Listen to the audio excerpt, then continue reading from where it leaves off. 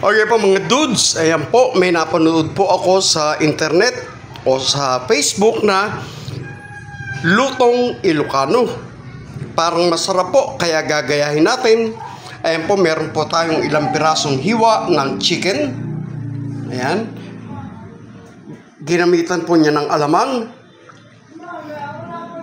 Sotanghon. Ang gagamitin po natin sotanghon ay Sapporo dahil maganda po yan. Meron po isang sibuyas, luya, at ilang pirasong garlic. Isang buong patola. At dahil meron po tayong talbos ng kamuti sa rep ay gagamitin na po natin yan, isang tali. Okay? Gagamit din po tayo dyan mamaya ng paminta. Okay? Okay po mga dudes, yan po at nagsalang na tayo ng ating salangan. Nilagyan natin ng konting mantika. Ayan. Igigisa na po natin yung ating ginayat na luya. Sabay na rin po natin yung bawang.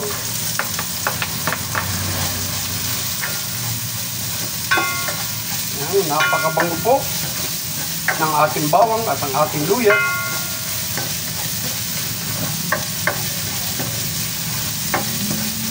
Lagay na rin po natin yung ating sibuyas.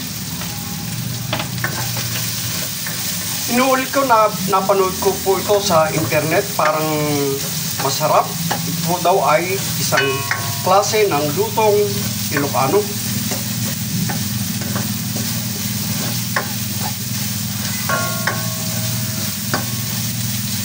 Yan.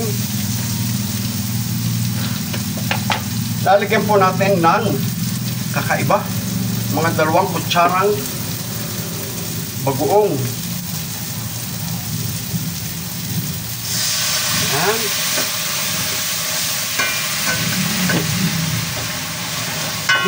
Bango.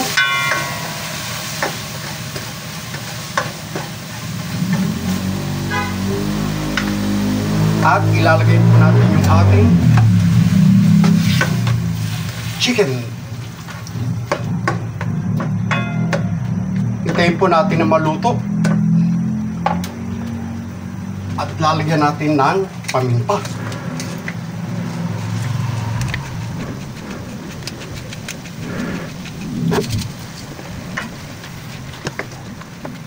First time ko po ito, kaya tikman natin kung talagang masarap ang lutong Ilocano. Hintayin po natin maluto yung chicken.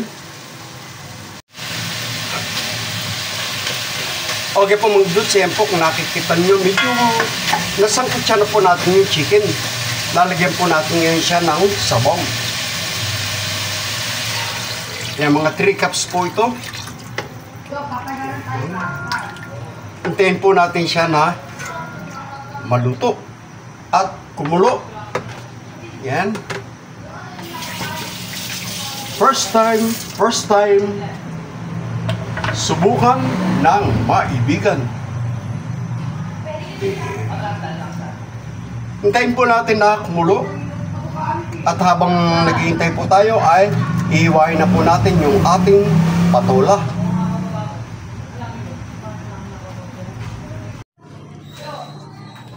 Okay po, at habang naghihintay po tayo na kumulo yung ating nakasalang, ay hiwain na po natin yung ating patola.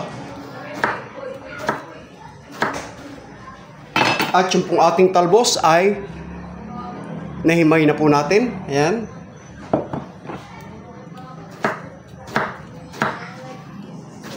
Parang napakalaking tulong po ang patola sa ating niluluto. Inuulit ko, first time po ito.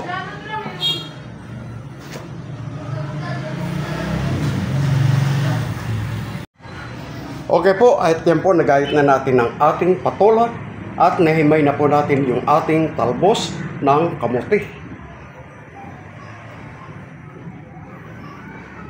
Sariwa-sariwa po yung ating patola.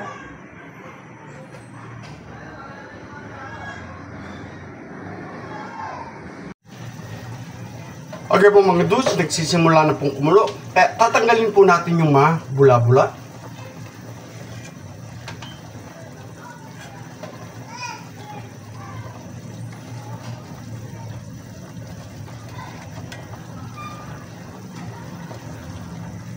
Yan po yung mga dumi-dumi or dapat po okay na, kailangan natin na tanggalin.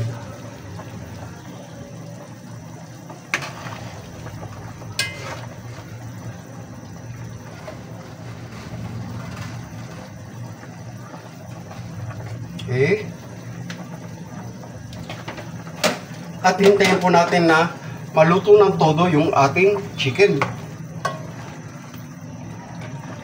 First time. At yung pinanood po natin, nilagyan niya ng bechin. Kaya lalagyan din po natin ng bechin.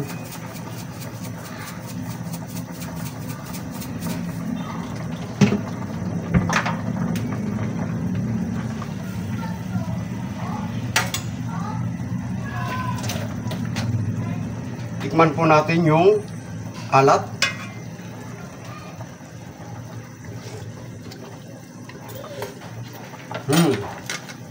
Dahil medyo kulang na ating alamang, ay lagyan natin ng konti or yung ating bagoong.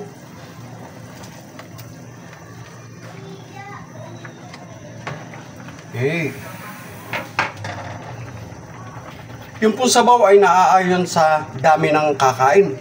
Kaya nasa inyo na po kung gaano karami ang gusto nyong ilagay na sabaw. Antayin po natin na maluto ng todo yung ating chicken. Pero okay naman po yung lasa so far. Yan.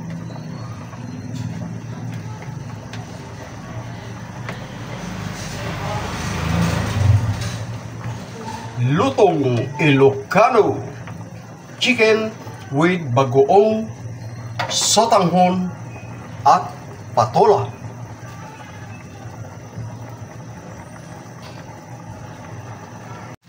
Okay po mga dudes, at kung nakikita nyo po, ayan po, at nagkukuluan na. Ilalagay na po natin yung ating sotanghon.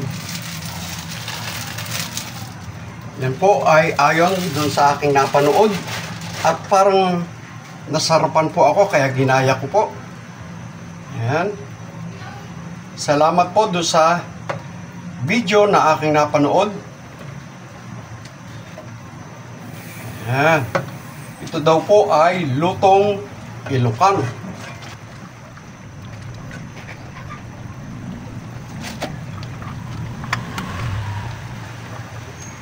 Ayan. Napakagandang klase po nung ating sotanghon. Yung po yung tinatawag na saporo. Ayan. Kung makikita nyo po, very crystal at hindi po siya nadudurog. Talagang crystal clear yung pong ating sotanghon. Saporo po yan.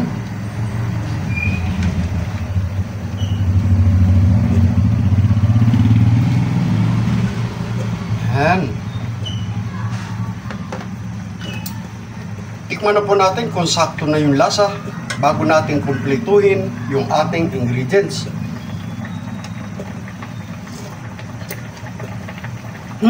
So far so good. Yan.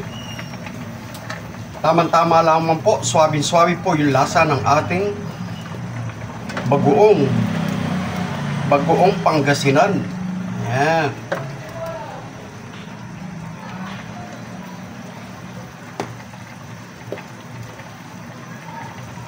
Sandali lang po at ilalagay na natin ang ating patola. Okay po mga dudes, ayan po at ilalagay na natin ang ating hinayat na patola.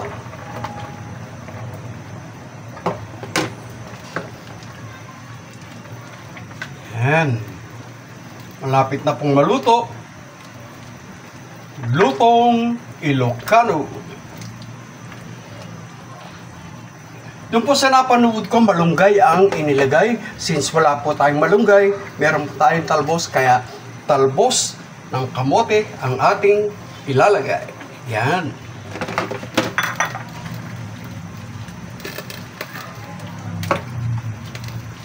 Hintayin po natin na kumulo ng todo bago po natin patayin.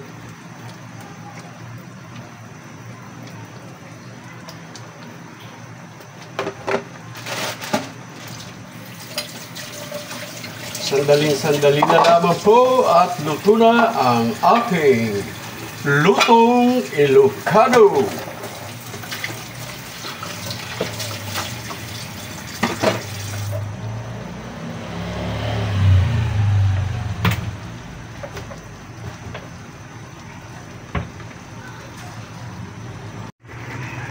Ayan po at luto na ang ating lutong Ilocano. Chicken with sotanghon, patola, at bagoong.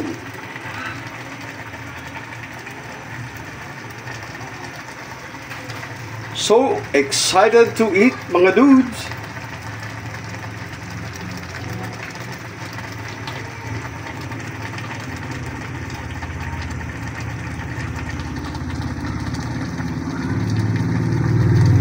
Inuulit ko na ang sabaw po ay naaayon sa inyong kagustuhan. Kung marami kayo, pwede pong dagdagan.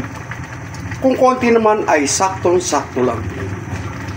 Dahil po yung ating sotanghon ay sumisipsip ng tubig. Kaya kung kailangan po dagdagan ng sabaw, dagdagan po natin. That's it. Ayan po at luto na ang ating lutong Ilocano. Patayin na po natin. Yan.